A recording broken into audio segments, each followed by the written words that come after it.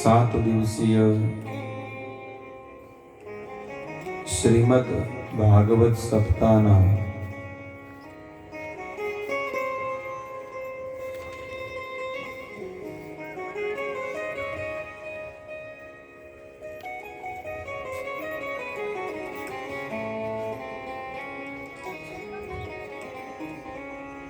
આ સપ્તમ દિવસમાં પધારેલા સર્વ ધર્મ અનુરાગી ભગવત પ્રેમી ભગવાનના શુદ્ધ વાલા વૈષ્ણવોનું આ વ્યાસપીઠ પરથી આ દાસના પ્રણામ સ્વીકાર કરજો.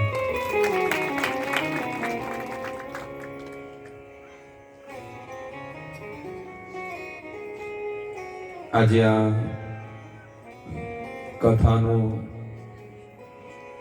7મો દિવસ છે.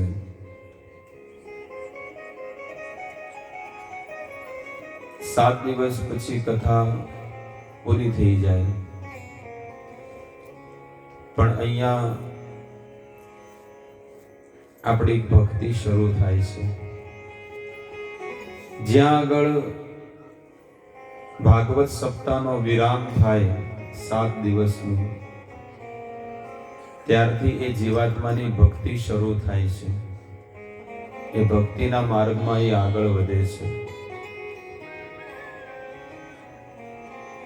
આપણને ખબર નથી કે આપણે કેટલા ભાગ્યશાળી છીએ, કેટલા પુણ્યશાળી છીએ કે આપણને આવા પાપમય કળિયુગની અંદર પણ હરિની કથા મળી રહી છે.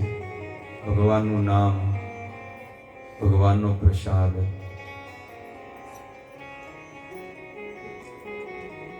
બાકી આપણા સંતો કહે છે કે જેના મુખમાં ભગવાનનું નામ નથી ને એ તો દુર્જન છે. સંતો કહે છે જેના મુખમાં રામનું નામ નથી એવા દુર્જનનો અહીં કામ નથી. જેને હરિ કીર્તનમાં રસ નથી, જેને હરિ કીર્તનમાં રસ નથી એવા દુર્જનનો અહીં કામ નથી. જેના મુખમાં રામનું નામ નથી એ કોણ છે? દુર્જન છે. આ જગતમાં એને બહુ પાપ કરેલા છે એટલે એના મુખમાં હરિનું નામ નથી આવતું. આપણું શાસ્ત્ર કહે છે, અને જેને આપણે હૃદયથી પણ વધારે વાલી ભગવદ ગીતા માનીએ છીએ ને, એ ગીતામાં ભગવાન કહે છે કે જેનું જ્ઞાન માયા દ્વારા હણાઈ ગયું છે, માયા અપહત જ્ઞાના, માયામાં જેનું જ્ઞાન હણાઈ ગયું છે એ ક્યારે મારી ભક્તિ નહીં કરે. એ કોણ છે? અર્જુન, તને ખબર છે એ કોણ છે? જે મારી શરણમાં જે નથી આવતો ને એ નરાધમ છે, નરોમાં અધમ. નમા દુષ્કૃતિનો મુઢ્ઢા પ્રપદંતે નરાધમઃ. ભગવદ ગીતા 6ઠો અધ્યાય 31 નંબર શ્લોક. એ ગીતામાં ભગવાન કહે છે 4 પ્રકારના પુણ્યશાળી જીવાત્મા મારી શરણમાં આવે છે. કયા? આર્ત, અર્થાર્થી, જિજ્ઞાસુ અને જ્ઞાની. આર્ત એટલે કે જે દુખી છે. હે અર્જુન, જે લોકો દુખી છે ને એ મારી શરણમાં આવશે. જે લોકોને ધનની ઈચ્છા છે, પૈસા જોવે છે આર્થાર્થી, હે અર્જુન એ લોકો મારી પાસે આવે છે. જિજ્ઞાસુ, અને કોઈને જિજ્ઞાસા હોય કે ભગવાન કોણ છે, અને જ્ઞાની એટલે કે જ્ઞાન પ્રાપ્ત કરે કે આ સંસાર શું છે, કોણે આ સંસાર બનાવ્યો, આ સંસાર બનાવવા વાળો કોણ છે, સ્વર્ગ શું છે, નરક શું છે, એ જાણવાની કોશિશ કરે. એમનેમ નહીં બસ ખાધું ને ઊંઘ્યા અને ફરીથી હવારમાં કામે ગયા. અરે આવું તો એક ઢોર પણ કરે છે, એક પશુ પણ કરે છે. લોકો એવું વિચાર કરતા હોય ને કદાચ મનમાં કે અમે તો ઘર ચલાવીએ છીએ, અમે છોકરાઓનું ભરણ પોષણ કરીએ છીએ, એને 2 ટાઈમ ખાવાનું આપે, કાઈ નવાઈ નથી કરતા ભાઈ. અરે આપણા કરતા ઢોર પણ કરે છે, પશુ પણ કરે છે. પશુ પણ, એક કૂતરા પણ છે ને પોતાના બચ્ચાઓને એને ભોજન આપે છે. એક કૂતરા પણ છે ને પોતાના બચ્ચાને આશરો આપે છે. કોઈ ધાડ નથી મારી કે આ ના અમે સારું જીવન જીવીએ છીએ. પણ એનું જીવન સફળ છે કે જેને આવો દુર્લભ મોંઘો મનુષ્ય અવતાર મળ્યો હોય ને તો એનો એ લાભ લઈ લે. નકે જીવન તો એડે ગુમાવ્યું છે. જિંદગી રે તે તો તારી એડે ગુમાવી, અફસોસ એનો તને લાગશે અંત વેળાએ. હમણાં નહીં લાગે. એક એક શ્વાસ, આ ઘડિયાળ છે ને, આ ઘડિયાળની અંદર એક એક સેકન્ડ છે ને, તમારા જીવનમાં તમે કાળ તરફ જઈ રહ્યા છો. એક સેકન્ડ જાય, એક સેકન્ડ આવે એટલા તમે કાળની નજીક જઈ રહ્યા છો. મોત, તમારું મોત દિવસે દિવસે નજીક આવતું જાય છે. પણ માણસ ટાઈમ પાસ કરે. પત્તા રમતા હોય ને કે ચલો ટ્રેનમાં બસમાં લોકો પત્તા રમે. મેં પૂછ્યું કે ભાઈ તમે આ શું કરો છો? કે ટાઈમ પાસ કરીએ છીએ. એટલે ટ્રેનમાં કે ને ટાઈમ પાસ મૂંગફલી.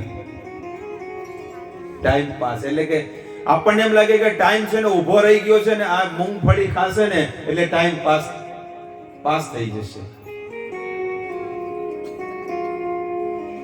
કેટલો મોટો મૂર્ખ છે એ કે શું આ શું કરો છો? કે પત્તા રમીએ છીએ. એ કેમ? એ કે ટાઈમ જતો નથી એટલે ટાઈમ પાસ કરીએ છીએ. મૂર્ખાઓ, તું શું ટાઈમ પાસ કરવાનો છે? ટાઈમ તને પાસ કરી રહ્યો છે. કાળ તરફ તું જઈ રહ્યો છે. નાનપણ, જવાની, ધીરે ધીરે મોટા થયા, ઉંમરવાળા થયા અને ઘરડા વૃદ્ધ થઈને શમશાનમાં પડ્યો છે. આ દશા છે.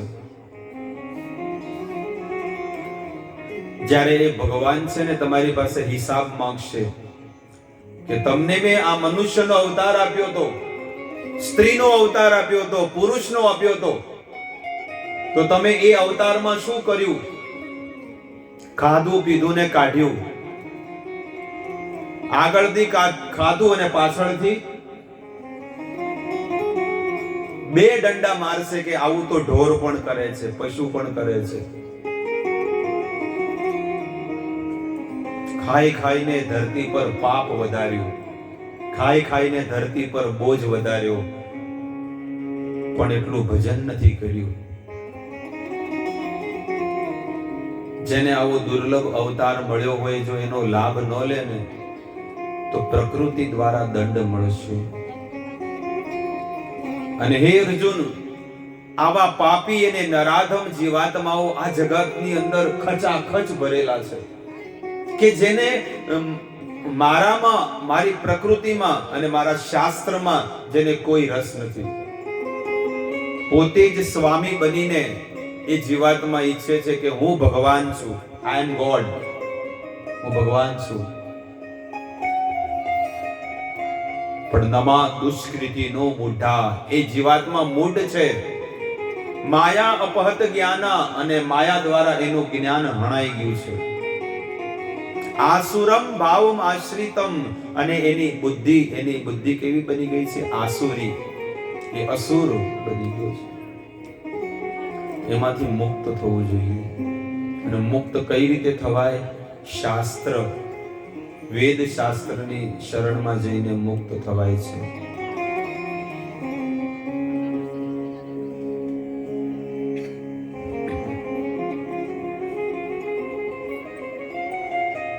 ભગવાનની નાનપણની લીલાઓનું આપણે શ્રવણ કર્યું કે ભગવાને વૃંદાવનમાં બહુ લીલાઓ કરી.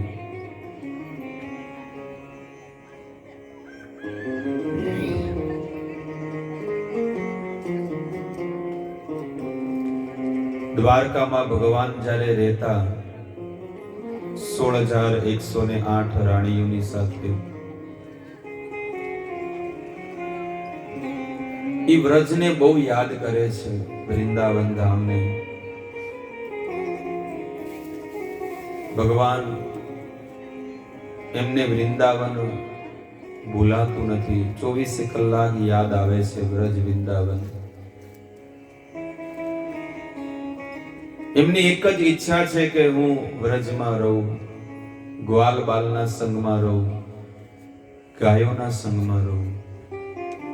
એ ભગવાન ગાયોને બહુ પ્રેમ કરે છે. ગાયો વગર ભગવાનને એક ઘડીએ નથી ચાલતું. એ ભગવાનને 9 લાખ ગાયો હતી. ભગવાન કૃષ્ણને 9 લાખ ગાયો હતી અને રાધા રાણીને ઘરે 11 લાખ ગાયો હતી. વેદોમાં વર્ણન છે. બરસાનામાં રાધાજીને ત્યાં ઘરે 11 લાખ ગાયો હતી. નંદ બાબા કરતા પણ સૌથી વધારે ગાયો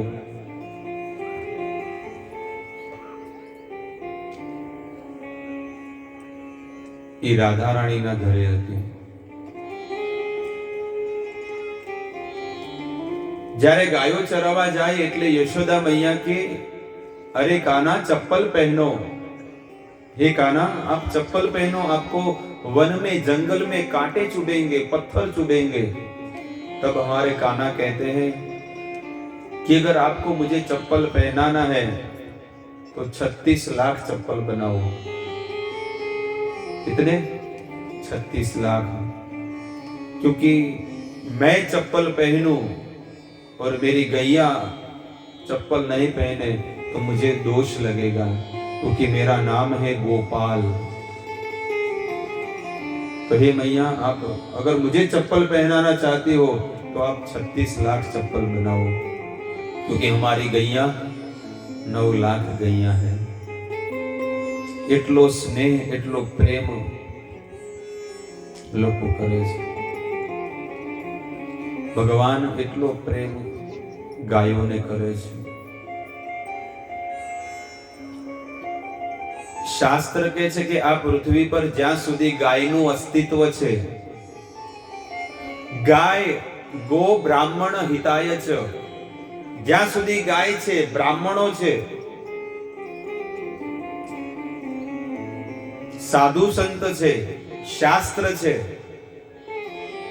ત્યાં સુધી આ પૃથ્વીમાં માણસ રહેવાને લાયક છે. અને જ્યારે જ્યારે જે સ્થળે ગાયનું અસ્તિત્વ નહીં રહે, બ્રાહ્મણોનું અસ્તિત્વ નહીં રહે, કથા કીર્તન ભગવાનના દર્શન નહીં હોય ને, તો આ સૃષ્ટિ બળીને ખાક થઈ જશે. કારણ કે તપસ્યા નહીં હોય ને તો સૃષ્ટિ આગળ નહીં ચાલે. અને અત્યારે એ જ દશા છે. તપસ્યા નથી કરતા કોઈ જીવાત્મા, એટલે આ પ્રકૃતિ અન્ન નથી આપતી અને દવા નાખી નાખીને લોકો અન્ન પકવે છે. કેટલી દવાઓ નાખે, બસ કેરીઓ તો કાઢે, પણ એક દવા એવી ખતરનાક નાખે ને કે એક જ દિવસમાં કેરી પાકી જાય. અને પહેલા કેવું હતું કે પોતાની જાતે જ એ કેરી પાકતી હતી અને એની અંદર પોષણ મળે છે જે કેરી ખાય તો. અને આ કેરી ખાય તો એને કેન્સર થાય. બસ આટલો ફરક છે. કારણ કે કેમિકલ દ્વારા, દવા દ્વારા એને પકવવામાં આવે. કેળા, કાચા કેળા હોય, પણ એક એવું કેમિકલ આવે છે કે એમાં ડુબાડીને બહાર કાઢો ને, ખાલી 5 કલાકમાં છે ને કેળા જે કાચા હતા ને પીળા થઈ જશે. પણ ઓરિજિનલ જે પકવેલા કેળા હોય ને એમાં હોલ પડેલા હોય, કાળા ટપકા પડેલા હોય છે. આની નિશાની છે. જે દવાથી પકવેલા કેળા છે, જે કેમિકલમાં ડુબાડી અને પછી બહાર કાઢે, એમાં ટપકા એક પણ નહીં હોય, કાળા. અને જે પહેલે પ્રકૃતિ દ્વારા જે પાકેલા છે, સમય દ્વારા, તો એની પર કાળી ટપકીઓ આવી જઈ હશે. એ ઓરિજિનલ છે. અને પેલા એકદમ કે છે ને એકદમ પીળા, કોઈ ડાઘ વગરના, પણ આપણને ડાઘ વાળા કરી દે, બીમાર. પ્રકૃતિ અન્ન આપવાનું બંધ કરી દે. કેમ? કારણ કે તપસ્યા નથી કરતા. કોણ ઉઠે છે વહેલું? કયો જીવ પરોડિયામાં ઉઠીને પ્રભુનું સ્મરણ કરે, યજ્ઞ કરે, દાન કરે, તપસ્યા કરે? કયો કરે છે? જો નકર ભરાઈ ન ગયું હોય, 10 વાગ્યા તોય હજી કોઈ નથી ઠેકાણું. જો ધર્મ હોય, પવિત્રતા હોય, તો લોકોની મતિ ધર્મમાં ન લાગે. પણ ક્યારે લાગશે? 1 વાગે જ્યારે કથા બંધ થશે ત્યારે, કે ચાલો ભાઈ હવે ક્યારે ચાલુ થશે પ્રસાદ. આ જીવની મતિ છે. જીવ તપસ્યા નથી કરતો એટલે પૃથ્વી પણ છે ને અન્ન આપવાનું બંધ કરી દીધું, વરસાદ આપવાનું બંધ કરી દીધું, શુદ્ધ હવા આપવાનું બંધ કરી દીધું.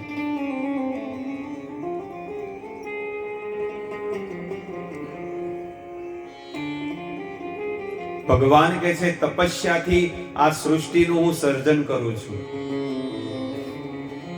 ભગવાન વેદોની અંદર લખે છે કે હે બ્રહ્મા, તપસ્યાથી હું સૃષ્ટિનું સર્જન કરું છું અને તપસ્યાના બળે આ સૃષ્ટિને હું ચલાવું છું અને તપસ્યાના બળથી આ સૃષ્ટિનું પ્રલય કરી નાખું છું. એ ભગવાન ગોકુળમાં ધીરે ધીરે મોટા થાય.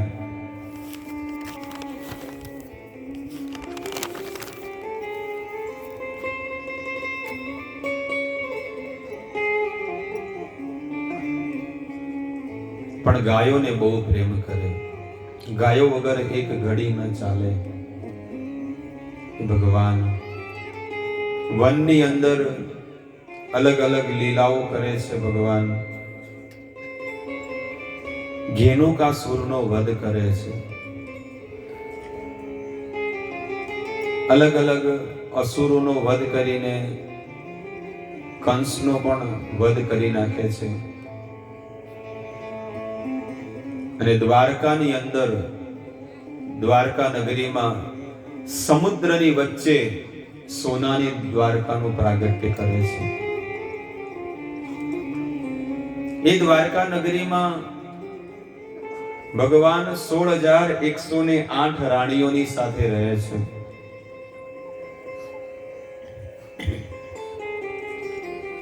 ભગવાને 16,100 રાણીઓની સાથે વિવાહ કર્યા. ઘણા લોકો કે ભગવાન કેમ આટલા બધા વિવાહ કર્યા? ભગવાને નહોતા કર્યા, પણ એ રાણીઓએ કર્યા ભગવાનની સાથે. એક રાક્ષસ હતો ભૌમાસુર, ભૂમિનો પુત્ર હતો જેનું નામ હતું ભૌમાસુર. અને એને શાસ્ત્રમાં વાંચેલું કે જે જીવાત્મા એટલે કે જે ભગવાન કેવો હોય છે કે ભગવાન છે ને 16,108 રાણીઓની સાથે વિવાહ કરશે. આ પોતાની જાતને ભગવાન માનતો હતો એટલે એ 16,100 રાણીઓને ઉપાડીને લઈ ગયો, અપહરણ કરીને. રોજ ક્યાંકથી છે ને બધી રાણીઓનું અપહરણ કરે અને પછી એના મહેલમાં ત્યાં આગળ ભેગી કરતો. 100, 200, 300 એવી રીતે અલગ અલગ રાણીઓને ત્યાં ભેગી કરતો અને રાજાઓને પણ કેદ કરી દીધા હતા. આમ કરતા કરતા 1000, 2000, 5000, 10,000, 16,000 ને 100 રાણીઓ, કે હવે હજી 108 બાકી છે, 8 જ બાકી છે, 16,100 થઈ ગઈ. પણ આ 16,100 રાણીઓ છે ને બહુ તપસ્યા કરી કે હે દ્વારિકાના નાથ, હે કૃષ્ણ, તમે આવો અને અમારી રક્ષા કરો. ભગવાને એ ભૌમાસુરનો વધ કર્યો. ક્યારે કર્યો ખબર છે? કાળી ચૌદસ ને દિવસે, દિવાળીના આગલા દિવસે. એટલે એને નરક ચતુર્દશી કહેવામાં આવે છે. એનું નામ નરકાસુર પણ હતું અને ભૂમિનો પુત્ર હતો. આજે પણ સાઉથ ઇન્ડિયામાં, દક્ષિણ ભારતની અંદર નરક ચતુર્દશી મનાવે છે.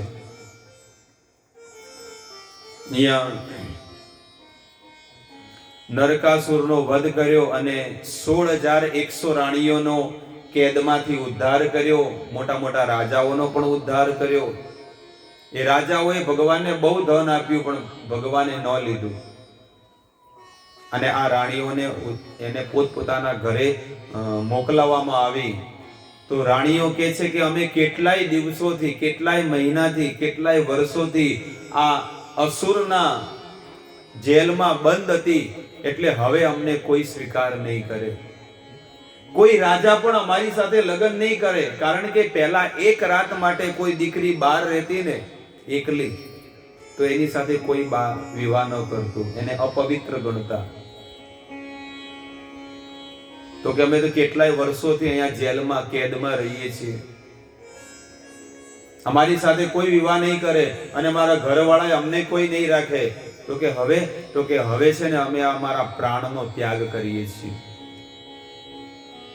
તમે જો અમારી સાથે વિવાહ નહીં કરો ને તો અમે અમારા પ્રાણનો ત્યાગ કરી દઈશું. ત્યારે ભગવાને જ એ 16,100 રાણીઓની સાથે વિવાહ કર્યા.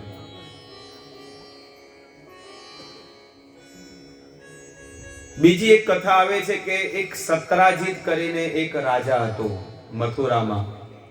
સત્રાજીત કરીને રાજા હતો અને આ સત્રાજીત રાજાને એક સમ્યતક મણિ આપ્યો હતો. સમ્યતક મણિ. અને એ મણિ છે ને રોજનું 80 કિલો, એ સમ્યતક મણિ છે ને એનું રોજનું 80 કિલો સોનું, પ્યોર ગોલ્ડ બહાર કાઢતું, એમ પ્રગટ કરતું. એટલે આ સત્રાજીત રાજા છે ને, ભગવાને કીધું કે આ જે અનમોલ રત્ન છે ને તું મને આપી દે, દ્વારકામાં ખજાનામાં જમા કરાવી દે. દ્વારકાની કથા છે. ત્યારે સત્રાજીત કે જો ને મારાથી ઈર્ષા કરે છે. ભગવાન કે ધન છે ને એ મોતનું કારણ બની જાય છે, વધારે ધન આવી જાય તો. પણ સત્રાજીત માન્યો નહીં અને સત્રાજીત જંગલમાં ગયો. અને એની કથા આવે છે કે સત્રાજીતને પાછળ સિંહ પડ્યો. સત્રાજીત બહુ દોડે છે અને એની પછી કથા આવે છે કે જામવાંતે છે ને, એ જામવાંતે સત્રાજીત સાથે યુદ્ધ કર્યું અને એ મણિ એને લઈ લીધો જામવંતજીએ. તો આખા દ્વારકામાં બધાને ખબર પડી ગઈ કે આ જે સમ્યતક મણિ છે ને ભગવાને લીધો છે. કેમ? કારણ કે અમે વાત કરતા જોઈ હતી કે આમને આ મણિ આપવાનું કીધું, એને ન આપ્યું એટલે આને સત્રાજીતને મારી નાખ્યો. પણ જ્યારે જંગલમાં જોયું ને તો જંગલમાં સિંહે છે ને એ સત્રાજીતને મારી નાખ્યો હતો. એ મરેલો પડ્યો હતો.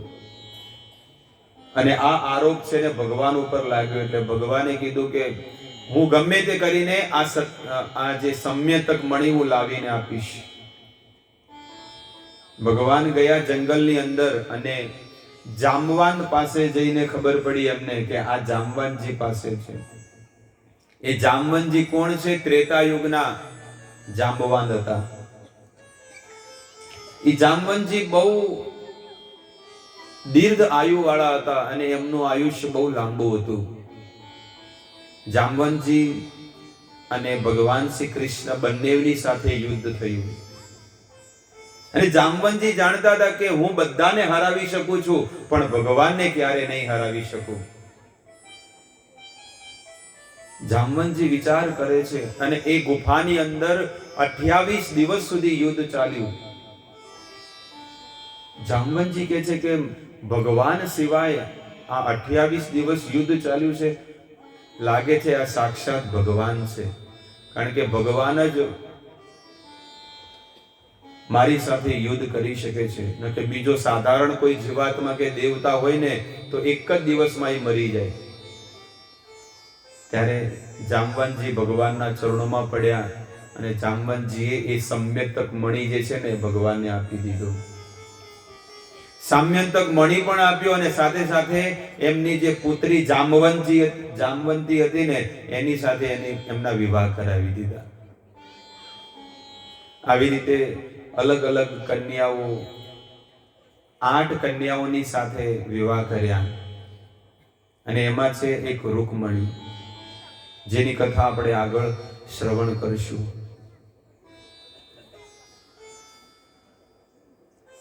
8 પટરાણીઓ બની અને દ્વારકા નગરીમાં બધા સુખેથી રહેતા હતા. પહેલા સ્કંદમાં એની કથા આવે છે, 10મો અધ્યાય દ્વારકા લીલા વર્ણન, કે ભગવાન 16,108 રાણીઓની સાથે સુખીથી જીવન જીવતા. દરેક પત્નીને 10 દીકરા અને 1 દીકરી હતી. 16,108 ગુણ્યા 11 કરો, 1,68,000 છોકરાઓ હતા. અને એક નીલ કરીને એટલા શિક્ષકો હતા દ્વારકા નગરીમાં. ભાગવતમાં એનું વર્ણન આવે છે. અને લોકો સુખેથી એ દ્વારકા નગરીમાં જીવન જીવતા. ભગવાનનો એક ભક્ત જેનું નામ છે સુદામા, એનું ચરિત્ર સુખદેવ ગોસ્વામી પરીક્ષિત રાજાને કરે છે. હે પરીક્ષિત,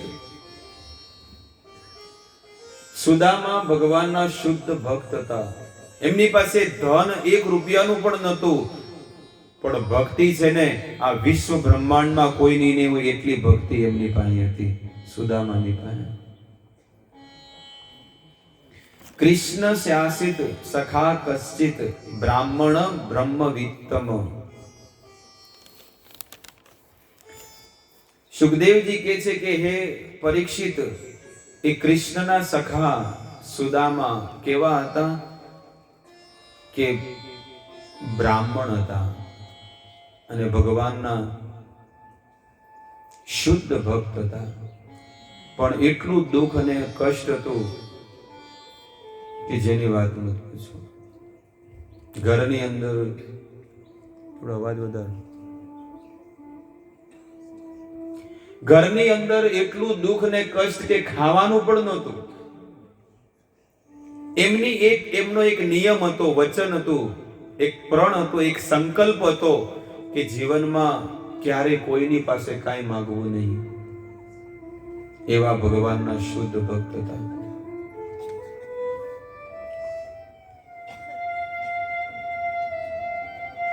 એવું જીવન જીવવા વાળા બીજા કોઈ નહીં.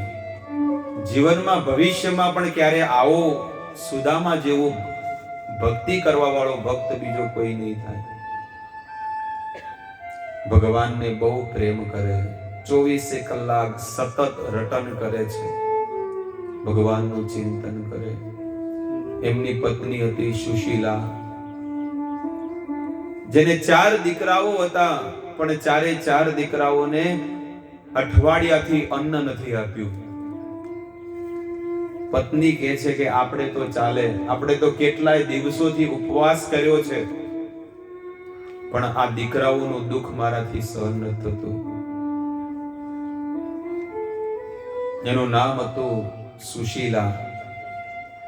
ભક્તો, સુશીલાનો અર્થ થાય છે કે સુંદર શીલા.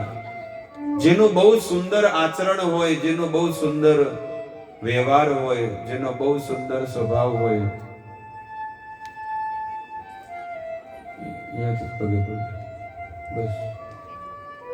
જેનો બહુ સુંદર વ્યવહાર હોય, સ્વભાવ હોય,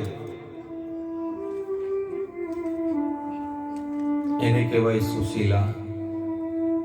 પોતાના પતિને ક્યારે પણ મેણા નહોતી મારતી, પોતાના પતિને ક્યારે પણ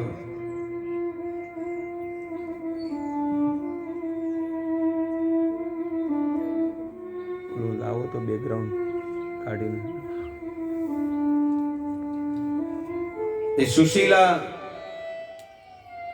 પોતાના પતિને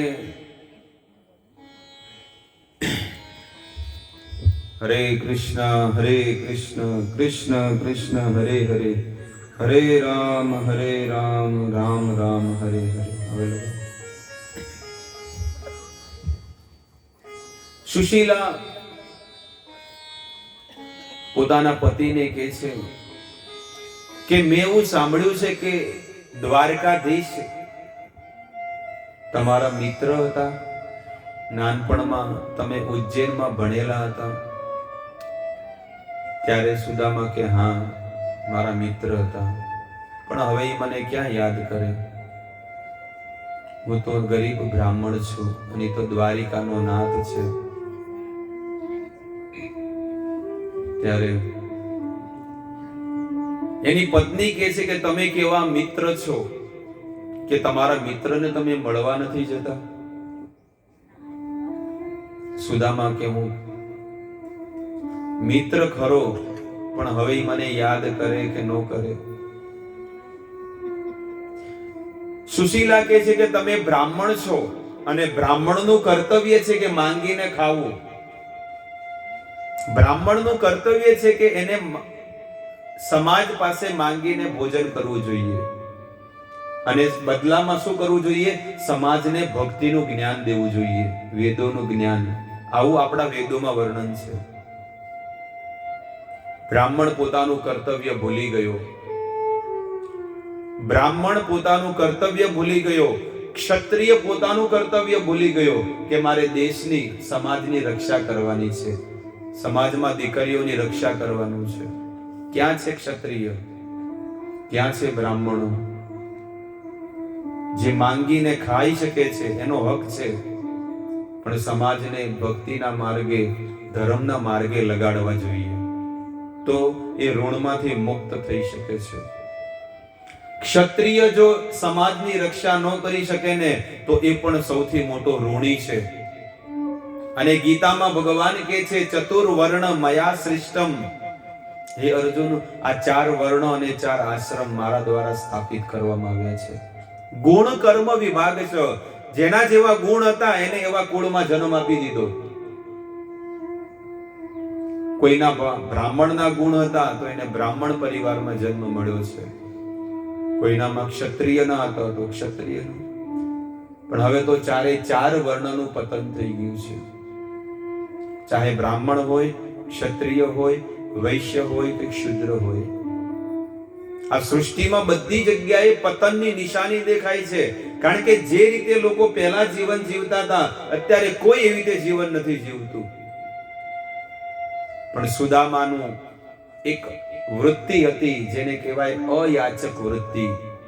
ક્યારે કોઈની પાસે માંગવું નહીં અને ભગવાનનું ભજન કરવું. બસ એક દુબળા પતળા સુદામા. તમે બ્રાહ્મણ છો, તમે માંગી લાવો કે ના હું ક્યારે નહીં માંગુ. તમારા મિત્ર છે, મિત્રની પાસે જાઓ, પણ તોય ના પાડે છે. અત્યારની પત્ની હોય ને, બોલો 1 મિનિટ પણ ન રહે. અત્યારની જો એવી કોઈ સ્ત્રી હોય, પત્ની હોય, વહુ હોય, કોઈ પણ હોય ને, 1 ઘડી માટે પણ એ ઘરમાં ન રહે. ચોખ્ખું કહી દે આ બાયલો છે, નપુંસક છે, એને કામ કરતા જોર આવે છે. વિવાહ કરવા હોય ને તો ભક્તની સાથે કરવા જોઈએ. કોઈ પણ સ્ત્રી હોય, દીકરી હોય, કન્યા હોય, જો એને વિવાહ કરવા હોય ને, જે ભગવાનનો ભક્ત છે, જે ભગવાનનું નામ લે છે, એની સાથે વિવાહ કરો. સુશીલાએ કેટલા મોટા પુણ્ય કર્યા, કેટલા મોટા એના ભાગ્ય ઉજળા હશે કે એને આવા પતિદેવ મળ્યા છે. સુદામા ભક્તો સુદામાની પાસે આ સંસારનું કોઈ થર્ડ ક્લાસ ધન નહોતું, પણ એમની પાસે વૈકુંઠાધીશ દ્વારકાધીશનું ધન હતું. વૈકુંઠ કરતા પણ, એ ભગવાન કરતા પણ માલામાલ હતા. જે ભક્તિ સુદામાના હૃદયમાં હતી ને, એવી ભક્તિ ભગવાનમાં નથી. ભગવાન કહે છે કે હું પણ છે ને સુદામાની આગળ ગરીબ છું. ભલે આ વિશ્વ બ્રહ્માંડમાં મને લોકો પૂજતા હોય, મારી ભક્તિ કરતા હોય, મને સામળસા શેઠ તરીકે માનતા હોય, પણ હું ગરીબ છું સુદામાની આગળ. ત્યારે સુશીલા હવે છેલ્લી વાત કરે છે, સાંભળો. સુશીલા કહે છે કે તમે કેવા ભક્ત છો કે આટલો બધો સમય થઈ ગયો છે, કે નાનપણમાં મળ્યા હતા અને ઘડપણ આવી ગયું છે, પણ તમે ભગવાનને મળવા નથી જતા. એક વાર તો જાઓ મળવા. તમે કેવા ભક્ત છો, જાઓ જઈને ભગવાનને મળો. ત્યારે સુદામા કહે છે હું મળવા તો જાઉં, પણ મારી પાસે કાંઈ નથી. એક ભક્ત જ્યારે ભગવાનને મળવા જાય ને તો કાંઈ લઈને જાય છે. ખાલી હાથ જાય ને તો એને બહુ પાપ લાગે. અને મારી પાસે તો કાંઈ નથી. ત્યારે સુશીલા, એમની જે પત્ની હતી ને, એમને બાજુમાંથી થોડાક પૌવા જે લાવે ને, એ પૌવા એને બાંધીને ગાંઠ મારીને આપી દીધા કપડામાં. એક નાનકડો રૂમાલ હતો ને, એમાં આપી દીધા. બસ આ છે ભોગ. એટલો દિવ્ય ભોગ કે એની આગળ 56 ભોગ પણ કાંઈ નથી. એવા પ્રેમથી લાવેલા એ પૌવા છે ને સુદામાને આપે છે. પોતાના ઘરમાં નહીં, પણ બાજુમાંથી માંગીને લાવે છે. પોતાના ઘરમાં કાંઈ નહોતું, અને આપણે ઘરમાં ધનના ઢગલા પડ્યા છે, પણ આ જીવને છે ને આપતા જીવ અચકાય છે. સુદામાનું શરીરમાં પણ કોઈ કહેવાય ને તાકાત નથી, પણ એવા શરીરથી ભગવાનનું ભજન કરે છે. અને આપણું શરીર કેટલું સ્વસ્થ છે, પણ તોય આપણે નથી કરી શકતા ભજન. આપણને કહેવામાં આવે ને કે આપણને બહુ આળસ આવે છે, જોર આવે. એટલે કે જોર આવે નો અર્થ છે કે બહુ ઈચ્છા જ નથી થતી ભક્તિ કરવાની. પણ સુદામા ભગવાનને બહુ પ્રેમ કરે. પોતાની પત્ની સુદામાને એ તાંદૂળ આપે છે, પૌવા, અને લઈ જાઓ, આ તમારા દ્વારકાધીશને આપજો પ્રસાદ. કોઈ વસ્તુ એમની પાસે નથી તો ચપ્પલ. અને એવી 200 થી 250 કિલોમીટરનો પ્રવાસ એમને ચાલતા કર્યો છે, જે ચાલી ન શકે. હવે હાઈવે થયા, પણ પહેલા તો જંગલ હતું, અને જંગલના માર્ગે એ સુદામા રોજ જાય છે, ચાલતા ચાલતા. સુદામા જંગલના માર્ગે જ્યારે સુદામા ગયા આગળ, અને એ સુદામા રસ્તામાં પ્રભુનું સ્મરણ કરતા કરતા જાય છે, ભગવાનનું સ્મરણ કરે છે. કે બસ આ શરીરની, આ કાયાની સાર્થકતા ત્યારે છે જ્યારે ઠાકોરજીના દર્શન થઈ જશે. અરે લોકો તો ભગવાનના દર્શન કરવા માટે એસી ગાડીમાં જાય, એરોપ્લેનમાં જાય, પણ આ સુદામા સાચો ભક્ત છે કે આજે ચપ્પલ પહેર્યા વગર એ ભગવાનના દર્શન કરવા જાય છે. લોકો ભગવાનના ધામમાં જાય તો એને સુવિધા સારી જોવે, ખાવા પીવાની સુવિધા જોવે. કોઈ ભગવાનના ધામમાં જાય ને તો લોકો 2 મહિના પહેલા જ બધી તૈયારી કરી દે, અને અઠવાડિયામાં તો બધું ચાલુ થઈ જાય. શક્કરપારા બનાવે, ચકડી બનાવે, નાસ્તા બનાવે. કે કેમ? કે ત્યાં જઈને ખાશું. અહીંયા ઓછું હતું,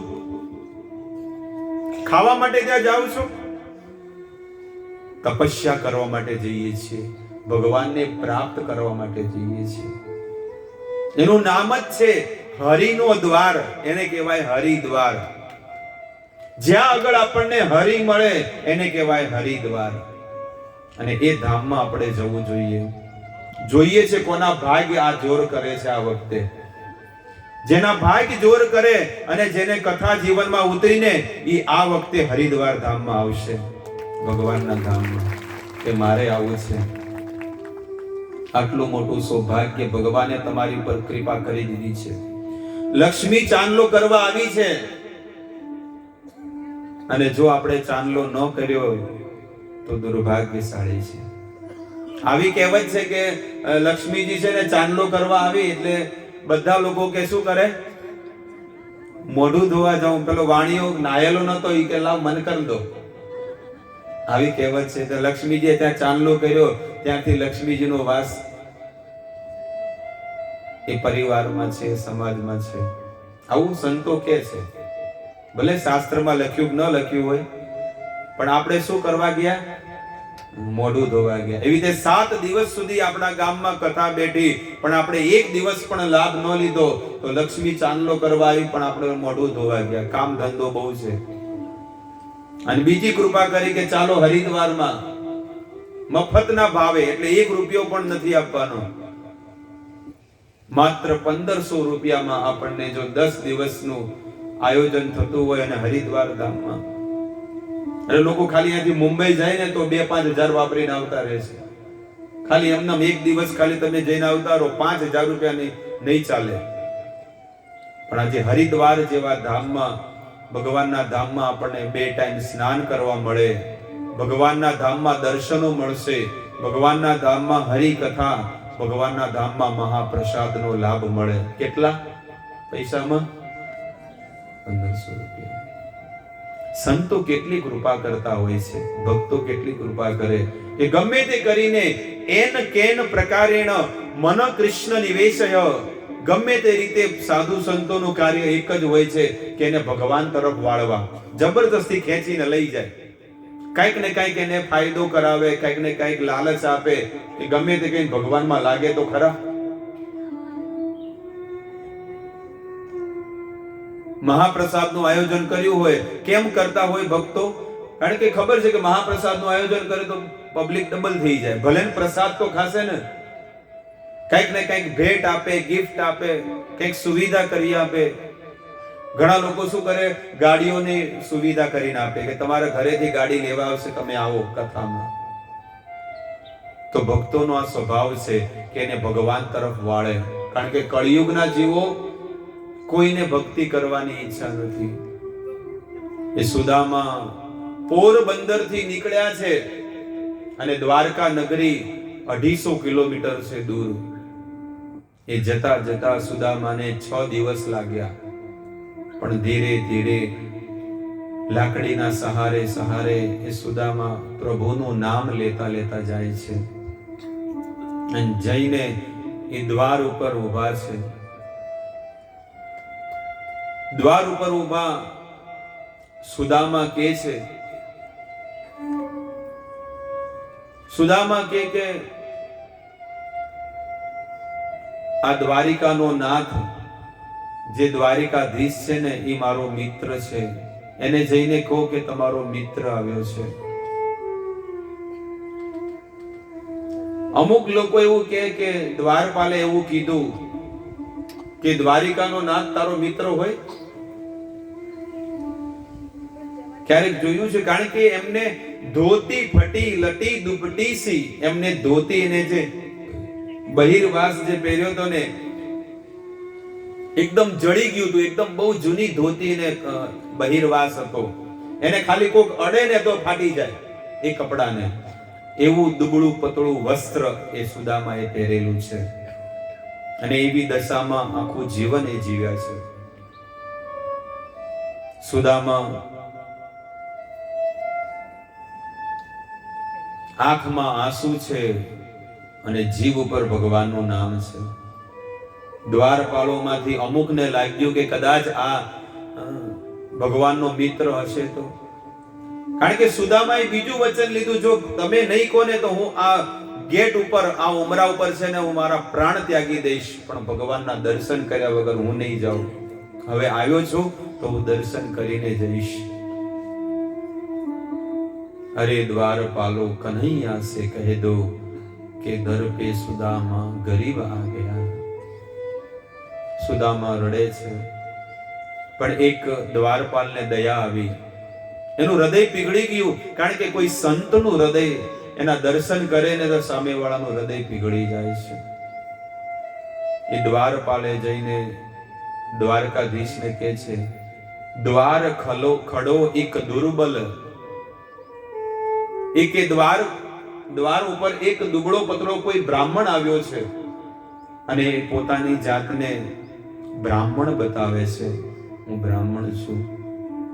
દ્વારકાધીશ સોનાના સિંહાસન ઉપર સૂકા મેવા ખાઈ રહ્યા છે અને ભગવાન પૂછે છે કે હે સેવક, તમે એનું નામ પૂછ્યું કે એનું નામ શું છે?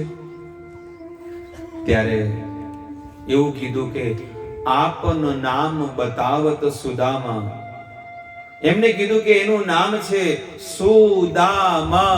બસ તરત જ દ્વારકાધીશ એ સિંહાસન પરથી ઊભા થઈ ગયા અને દોડતા દોડતા દોડતા જાય છે અને રસ્તામાં એમનું જે વસ્ત્ર પણ પડી જાય છે, પણ તોય દ્વારકાધીશ ચપ્પલ પહેર્યા વગર છે ને દોડે છે અને દોડતા દોડતા સુદામાને ભેટી પડે છે. એમના આંખમાં આંસુની ધારા વહે છે કે અરે મિત્ર, અરે એક વાર જો તે મને કીધું હોત ને કે મારે તમારા દર્શને આવું, દર્શન કરવા છે, તો તારે અહીંયા આવવાની જરૂર નહીં પડત, હું તારી પાસે આવત. કારણ કે ભગવાનને જ્યારે ભક્ત બોલાવે ને તો નંગે પાવ એટલે કે ચપ્પલ વગર એ ભગવાન આવે છે. ભગવાન દોડતા દોડતા દોડતા આવ્યા છે. ભગવાને એ સુદામાને ભેટી પડ્યા છે. ઓલા દ્વારપાલો જે કીધું તું ને તરત જ માથું નીચું કરીને ઉભા રહ્યા. એટલો સ્નેહ, એટલો પ્રેમ ભગવાન કરે છે. સુદામા ધીરે ધીરે લઈને આવે છે અને દાસીઓ ને બધા સેવકો એમના ચરણોમાં ફૂલ પાથરે છે કે આ તો ભગવાનનો ભક્ત છે, આપણે તો ઓળખી નહીં શક્યા. એમને પોતાના આસન ઉપર, સિંહાસન ઉપર બેસાડે છે. હવે ભગવાનના આસન ઉપર કોઈ નો બેસી શકે, પણ આજે ભગવાને સુંદર મજાની ચાદર મૂકી છે અને કીધું કે બેસો સુદામા, તમે આની પર બેસો. રૂકમણી, સત્યભાના, જામવંતી આ બધી રાણીઓને કહે છે લાવો પાત્ર, લાવો ગંગાજળ, અને આજે અમારા મિત્રના મારે ચરણ ધોવા છે. ભગવાને પાત્ર લાવ્યા અને સુદામાના ચરણ ધોવા જઈ રહ્યા છે. પાની પરાત કો હાથ છુયો નહીં, નૈનન કે જલ ચરણ ધોયે. પાની પરાત એટલે કે ગંગા જળને તો હાથે નથી લગાડ્યો અને સુદામાને આમ જોવે છે. નીચે બેઠા છે ચરણોમાં ભગવાન અને સુદામાના ચરણને પખાળે છે, સુદામાના ચરણ ધોવે છે. અને અહીંયા સુદામા પધારો, સ્વાગત છે. વલસાડ મંદિરના प्रेसिडेंट माधव प्रभु पधारे, बहुत बहुत स्वागत है. आइए एक बार जोर से महामंत्र का उच्चारण करेंगे. हरे कृष्णा कृष्णा कृष्णा हरे हरे, हरे राम राम राम हरे हरे.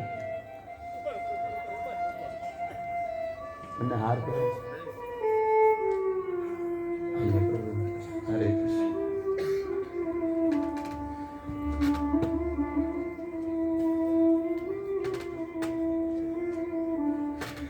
આપણી વચ્ચે માધવ પ્રભુ પધાર્યા છે, જેમ વલસાડ મંદિર ચલાવે છે, ઇસ્કોન મંદિર.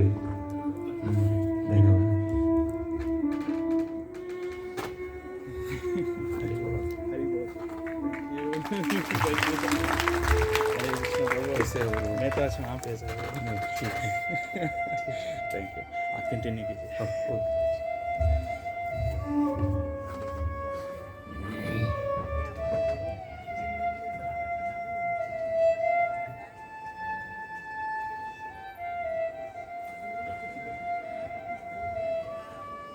माधव प्रभु जो हमारे बीच जो अमेरिका के हैं, लेकिन उनके पिता अमेरिका में रहते थे.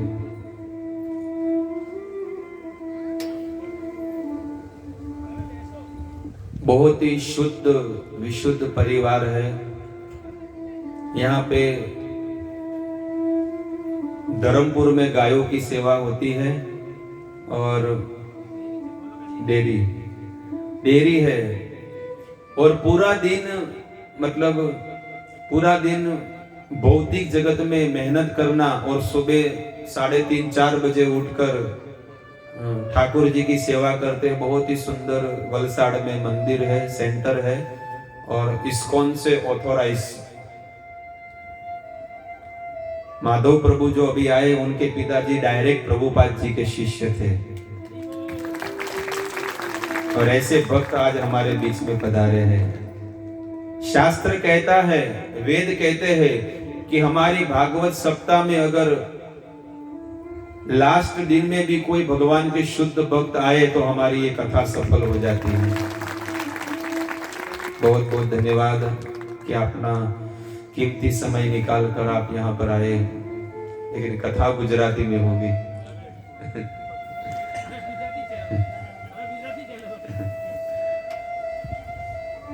उनके परिवार सब पाश्चात्य जगत अमेरिका में रहते थे सब पहले, लेकिन प्रभुपाद जी के श्रील प्रभुपाद जी के आदेश अनुसार,